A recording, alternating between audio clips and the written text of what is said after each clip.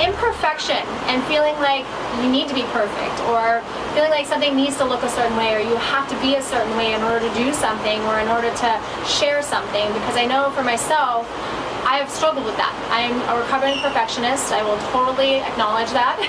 And it's something that I practice with every single day because I want something to be perfect. And I want it to look good. I want it to feel good. I want it to be well received, or I want people to like it. I want people to like me, for that matter.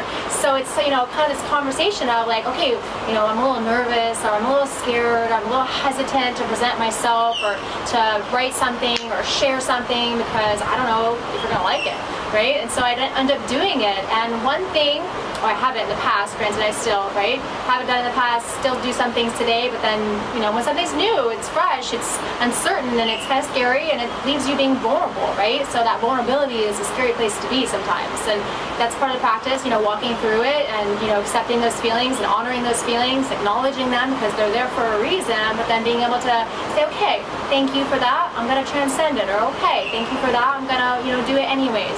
And you kind of learn a new muscle, you learn a new opportunity to practice that, and then things become easy, just like these videos, for goodness sakes. I mean, we're on day 22, and I still get a little nervous every time it says go time, right? But yet I'm learning that muscle, I'm practicing it, I'm strengthening it, and it's happening.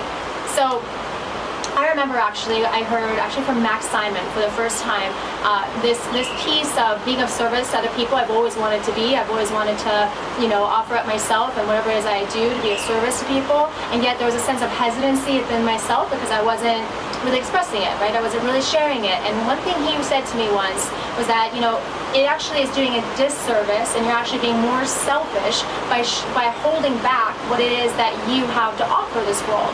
And I really sat on that. I'm like, wow, am I being selfish by not sharing my voice, by not sharing my thoughts, by not sharing my experiences or my messages or things I've learned and that I can then share with you? Wow, that's actually me being selfish. And when I kind of sat with that for a moment, I was like, wow, okay.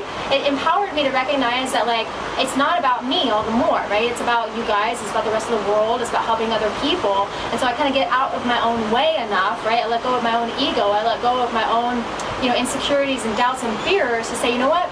I'm just going to do it. And I'm going to do it anyways. And recognizing that I have value, that you have value, that we have value just within ourselves because we are accumulation of all of our experiences, our lessons, our learnings, the way we've been taught, what we've been exposed to, what we've been trained in. And everyone has their own form of self-expression that is absolutely valuable and insurmountable, giving it to the world, because everyone's going to hear you, right? Certain people might resonate with me, certain people might resonate with you. They might be able to hear a message that you have to say, but they may not hear the message from me, even if it's the same message, let alone if it's a different one. So I guess I'm offering you an opportunity to recognize your own value, to say that, self-expressing is, it's like an innate desire of human, of wantingness, of that sense of satisfaction of finding your purpose and your fulfillment of okay, yeah, I expressed myself, I shared myself with the world. And it's kind of ends up being this reciprocity. So I invite you to, think about these things.